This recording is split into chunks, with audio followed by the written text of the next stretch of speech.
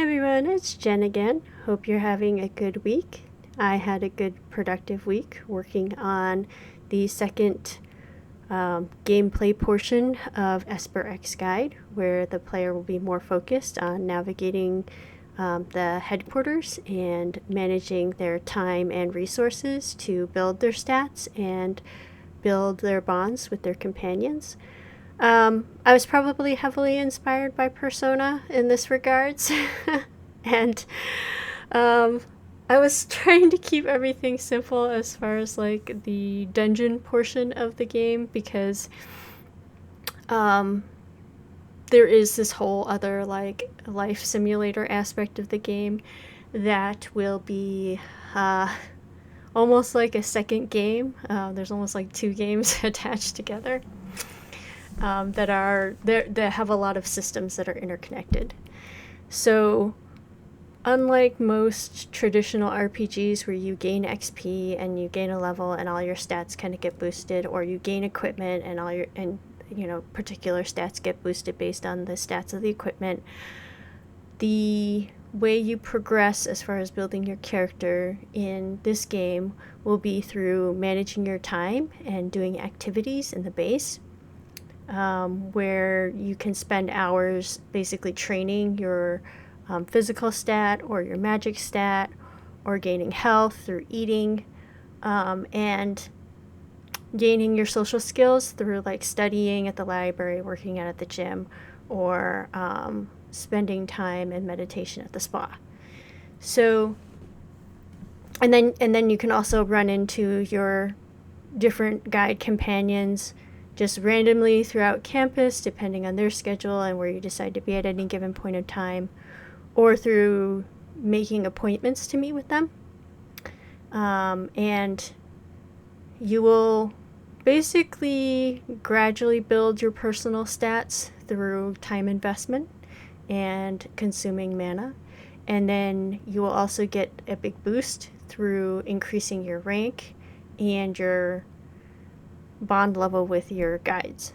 So basically, in this whole system, there is a synergy between the guide and the Esper that's very like codependent.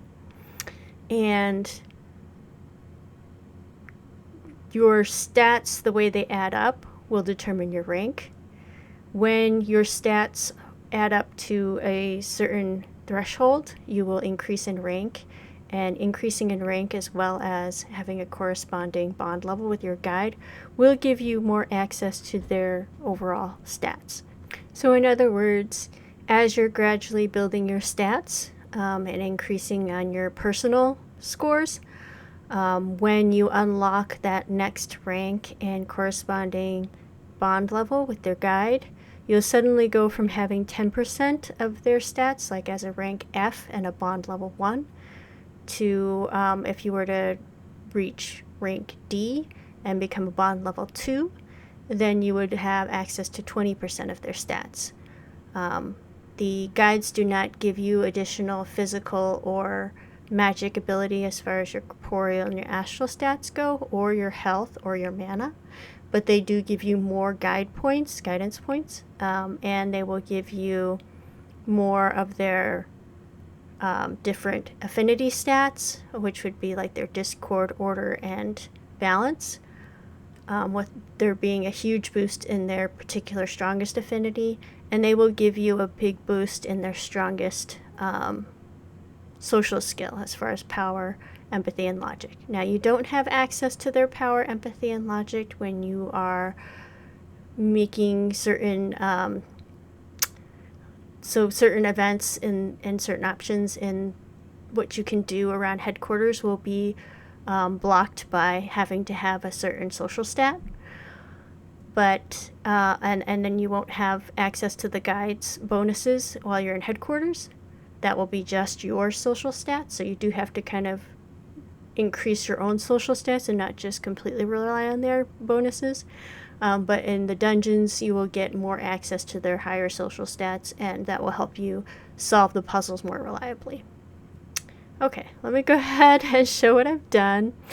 I was working on having a little train transition animation between changing locations, And I know that there's a bunch of like free vector arts that I probably could have found a train that looked like exactly like the one I ended up making. But I wanted to remind myself how to use Inkscape because I had taught myself how to use Inkscape to make the GUI, and it's been almost 2 months and now I've kind of completely forgotten how to use the program. So I just kind of threw together this simple little train just to remind myself how to use the tools, and it came back pretty quickly. So that was like one thing about using a lot of the software, is that if I don't regularly use it, then I'll forget how to use it. So forcing myself to take the extra time to build this little train car that I could have easily made in Photoshop or found like a free asset online to use for something this simple. I just went ahead and took the time to make it myself because, yeah, I wanted to have some extra practice in Inkscape. And so hopefully the next time that I need to make something in Inkscape, it'll come back a little bit faster than if I wait a year to use it again or longer. I was working on a lot of backgrounds for the different locations, just to be completely transparent. I do also use reference photos that I get from different free photography websites like Pixabay, like Unsplash, and then I will usually use that for reference, where I will then draw on top of it to suit whatever environment I feel like I need. So you can see I moved a lot of stuff around, but the overall like perspective of the space was highly influenced by the reference. And then of course the colors and everything, I ended up completely going with my own scheme, because I'm trying to give this area sort of like this medical sterile kind of feel to it. The guiding center, which is this particular location, is a little bit more cozy than like the hospital, but I still want to kind of give it that hospital-y feel to it with these kind of cool green colors. Let's see what else. I guess I can just jump into showing off what I've made into this test map. So we see our little train transition. The first time that you visit a location during the day, you will have like an interaction that's a little bit longer. And then from there, it's usually kind of like random or dependent on whether or not the day of the week, the stats, kind of like whether or not you run into a companion. All these kind of parameters I still have to set up, but aren't going to be part of the demo. But I'm trying to lay down the groundwork for it. This is the map of the headquarters that you reside in. It's divided into 5 different sectors with different locations that will unlock gradually.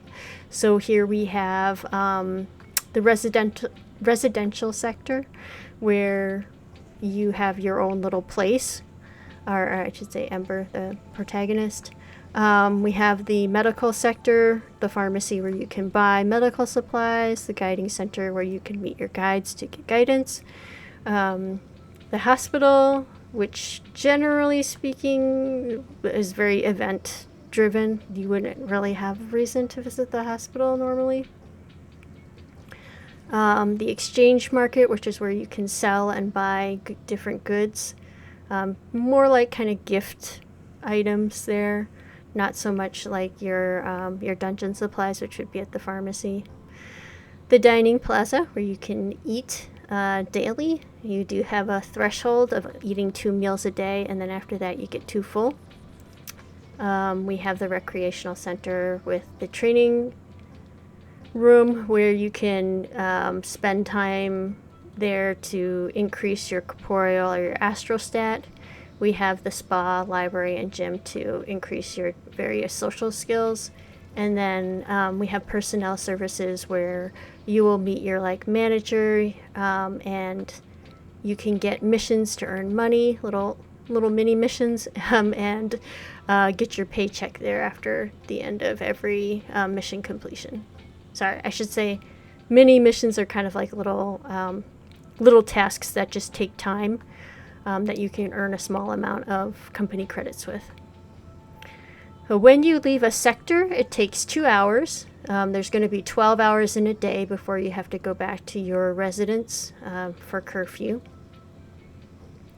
Traveling within a sector just takes 1 hour. So if I go to the hospital, to the guiding center, it's a shorter distance and it just takes 1 hour. Now if I go to the dining plaza, it's going to take 2 hours because it's out of the sector, but if I went back to the hospital or pharmacy, it would only be 1 hour. So the idea is to kind of try to do what you need to do within a particular sector before you leave it. Different food here in the food court have different grades, and the different grades have different percentage chances of having different buffs. So if I spend money getting basically an S plus ranked food, then I have a 50% chance of getting a S plus effect or 50% of getting an S effect, which I can just go ahead and show it. We have the food. We got an S upgrade this time, so I got an increase to my social skills as well as an increase to my maximum health.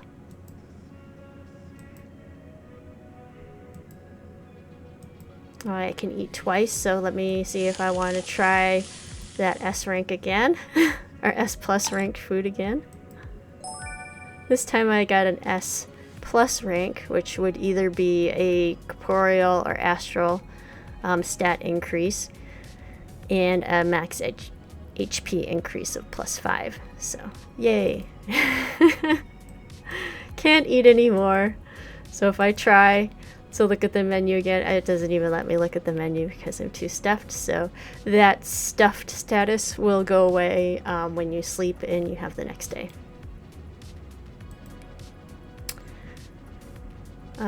Yeah, that is basically what I spent this week on. It was just making this travel system, making the kind of the time related objects and the food related objects, and some of these NPCs and locations. So I'm planning on having day 1 be a part of the demo.